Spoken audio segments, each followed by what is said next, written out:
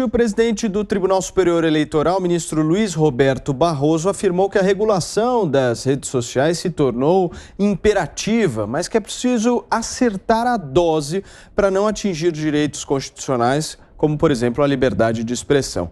O ministro deu a declaração na Câmara dos Deputados, onde recebeu o prêmio Transparência e Fiscalização Pública na categoria governamental. Barroso foi homenageado por sua condução no combate às fake news durante as eleições de 2020. O presidente do TSE afirmou que não se busca criar uma censura estatal e sim enfrentar a desinformação e discursos de ódio que são difundidos nas redes sociais.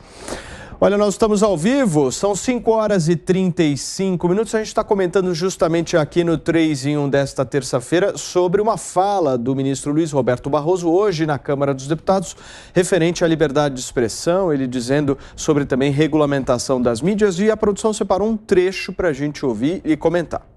Nós atacamos a desinformação, presidente, em 3 grandes frentes. Em primeiro lugar, enfrentar a desinformação inundando o espaço público com informação correta e verdadeira e respostas imediatas. Esse foi o primeiro eixo que nós adotamos. Segundo lugar, para evitar cerceamento à liberdade de expressão, o nosso foco foi nos comportamentos inautênticos mais do que no conteúdo. E em terceiro lugar, nós nos esforçamos por produzir educação midiática da população, para que as pessoas entendessem o papel das mídias sociais, o que significa a circulação de informações falsas e como enfrentar isso. Muito bem, está aí a fala do ministro Luiz Roberto Barroso, que será discutida aqui pelo nosso time no 3 em 1. Afinal de contas, liberdade de expressão é um tema extremamente debatido e discutido. Eu quero perguntar para você, meu caro Jorge Serrão, se existe aí o risco de alguma regulação desse assunto se transformar em censura. Como é que você enxerga? Existe o risco, sim.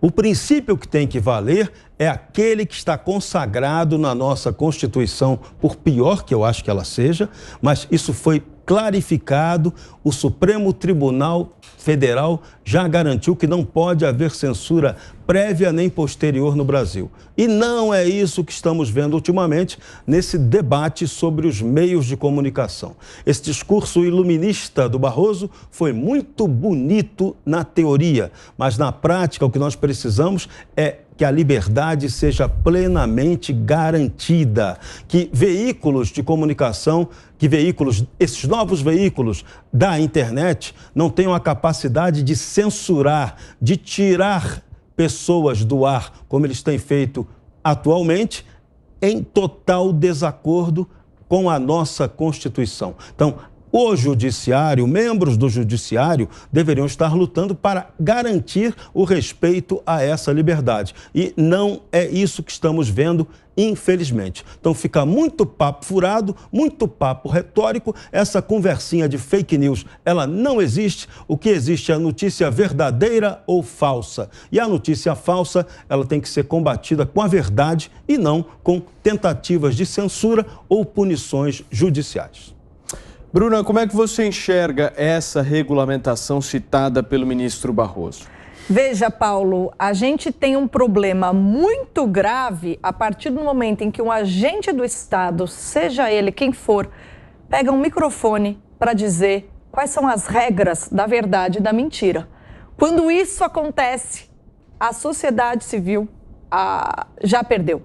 Porque, na prática, como se dá o controle da boataria? As pessoas estão usando o nome de fake news, mas desde que o mundo é mundo, a opinião pública ela é inundada de boatos. Alguns, sim, com finalidade de desinformação, que são aquela estratégia política de você distorcer algo que tem um fundo de verdade para tentar promover os seus próprios interesses. Isso se faz desde a história do mundo.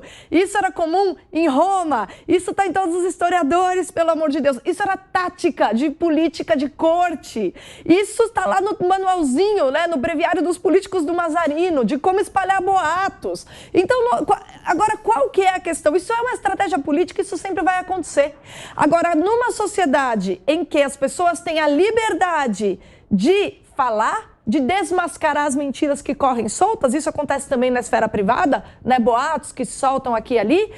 Quando as pessoas têm liberdade, a possibilidade de correção ela é muito simples. Por quê? Quem diz a mentira será desmascarado, tem a possibilidade de ser desmascarado. Agora, quando você tem um órgão, quando você tem um ministro, quando você tem uma Suprema Corte definindo como se deve controlar o que é verdade e o que é mentira, a sociedade perdeu. Porque aí a verdade ela vai ser propriedade do Estado. E nesse momento acabou liberdade de expressão. A sociedade se corrige o tempo todo, sobretudo na era das redes sociais, quando justamente por meio da difusão ligeira de informação, uma mentira espalhada é rapidamente corrigida, mas assim, no instante seguinte, em questão de 10 minutos, você tem a correção. Quando o Estado entra no meio, você pode ter certeza que é para escolher o que vai ser espalhado como verdade e o que vai ser definido como mentira. O Piperno, tem a necessidade de alguma regulamentação nessa área das redes sociais? Não, Paulo, eu acho que o Brasil já tem leis suficientes, já tem autoridades suficientes e precisa ter responsabilidade. Cada um que arque, então, com os absurdos que ele queira propagar em rede social.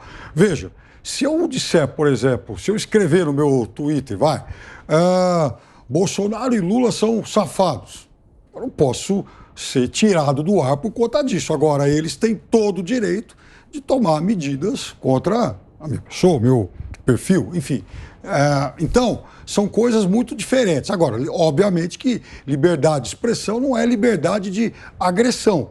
Se eu escrevo lá, eu quero que todo mundo vá pegar o Paulo Matias na esquina. Bom, então eu acho que eu também não só tenho que ser punido por isso, como aí sim eu acho que por conta de gerar uma atitude que vai causar problemas à tua segurança, eu acho que as autoridades têm todo o direito de me tirar do ar. Se alguém, por exemplo, diz, vamos lá, como na campanha eleitoral de 2018, Haddad vai fazer mamadeira de pontinhos, e aí associando ao órgão sexual masculino, quem fez isso tem que sair do ar. E aí, Constantino, qual que é a solução para isso e como é que você avaliou essa fala do Barroso? Vamos lá, Paulo. Quando o Barroso falou em cuidado para não errar a dose, né, da censura, porque é isso que ele está defendendo com outro nome, eu pensei automaticamente num comentário atribuído ao deputado Marcelo Freixo, né, que teria dito alguma coisa sobre dose controlada de crack, né? Não existe mulher meio grávida. Nós temos que defender a liberdade ampla e irrestrita, à exceção de crimes. Você não pode, por exemplo, entregar o endereço de alguém e conclamar uma multidão a ir lá agredir a pessoa. Isso é um crime.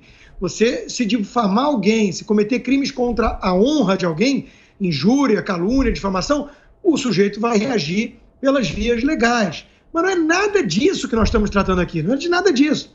Nós estamos falando de fake news e discurso de ódio. Que diabos é isso? Fake news? Seria aquilo que o colunista do Globo, Lauro Jardim, disse que o cabo Daciolo quer o imitador de focas como vice? Ele teve que lá negar, o próprio Daciolo. O ministro general Heleno, Augusto Heleno, é o tempo inteiro alvo de fofocas e boatos e mentiras de jornalistas. É curiosíssimo, porque sempre que alguém vem com esse discurso de combater fake news e discurso de ódio, a gente já sabe que se trata de um esquerdista querendo perseguir gente de direita. Você nunca vai ver como exemplo de discurso de ódio pessoas que querem esfregar o rosto do presidente Bolsonaro no asfalto quente. O Bolsonaro talvez seja o maior alvo do Brasil hoje de discurso de ódio, chamado de genocida e tudo. E não é disso que o Barroso está falando, né? Não é, fake news também não é quando a imprensa vai lá e distorce um monte de coisa para atingir o governo atual. Não é isso que ele tem em mente. Então, eu não passei pela escolinha do professor Barroso. É por isso que eu tenho dificuldade de entender esses conceitos um tanto subjetivos, elásticos, vagos, né?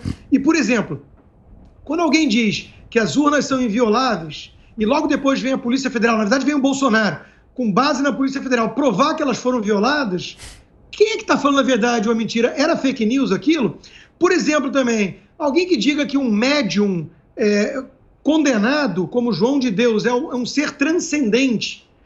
Isso é uma fake news? Isso é um sujeito racional? Eu não passei por essa escolinha. Quando alguém diz, por exemplo, durante anos que o terrorista assassino, réu confesso, Cesare Battisti, era um sujeito inocente, isso é fake news?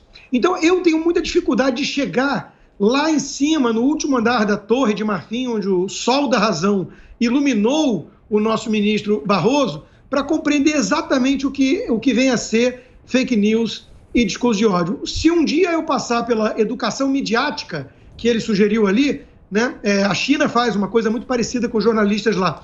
Se um dia eu passar por essa escolinha do professor Barroso, eu tenho certeza que eu vou sair reeducado e direi que Cesare Battisti também é inocente. Nós estamos ao vivo aqui na Jovem Pan News com o nosso 3 em 1 e agora são 5 horas e 44 minutos. Continuando a nossa discussão aqui, Piperno me pediu a palavra, o Serrão também. Não, em relação, por exemplo, ao presidente Bolsonaro e mais especificamente agora ao ministro... Primeiro que eu realmente não gosto desse tipo de manifestação como fez o ministro Barroso, porque mais do que elucidar qualquer coisa, ele lança dúvidas, né? Então, ele coloca em dúvidas, de fato, os limites dessa liberdade de expressão e de como a gente pode ou não usar as redes sociais. Mas o presidente Bolsonaro não é exatamente um modelo também de liberdade. Por exemplo, no momento em que ele tinha André Mendonça como ministro da Justiça, já citei aqui várias vezes o caso do rapaz do outdoor do Bolsonaro não vale um piqui ruído, Lei de Segurança Nacional. Felipe Neto fazendo críticas a ele, Lei de Segurança Nacional. E assim foi com vários outros. Então, veja, agora, há algum tempo... E também já citei esse caso aqui, o pastor Valdemiro Santiago apareceu lá vendendo feijão milagroso. Olha, você compra esse feijão a R$1.000 o grão e você vai ter a cura da Covid. E aí? Tirar, por exemplo, o pastor Valdomiro do ar, as redes dele, ou eventualmente o programa dele, isso fere ou não a liberdade de expressão? Responde, Constantino. Esse que é o ponto, né? Vamos dar ampla liberdade para todos e depois punir aqueles que de alguma forma se cederam. Agora, tentar controlar quem mente, tentar fazer censura prévia de quem espalha boatos, isso é inaceitável. Veja, nós temos um caso não só de um deputado que tem imunidade material parlamentar foi preso, né? Pagou fiança e continuou preso e tudo, e ele depois não podia usar as redes sociais dele. Você não está dizendo que o que ele está dizendo ali é de alguma forma criminoso. Você está censurando um indivíduo. O Lula deu entrevista na prisão. Então veja quanto arbítrio. O mais importante para a gente entender aqui é que existe um viés.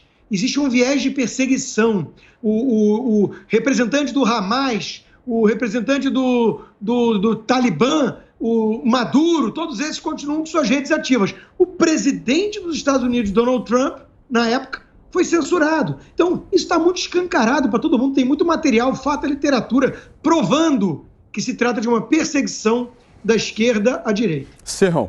E o mais assustador e perigoso de tudo nesse caso é quando você tem a autoridade eleitoral advertindo que ela vai dizer o que é verdade ou não, o que é verdadeiro ou falso, mentira ou não. Isso aí interfere na liberdade de escolha da representação popular. E esse aspecto é gravíssimo e muito perigoso. Podemos ter censura grave para qualquer um ano que vem nessas eleições 2022.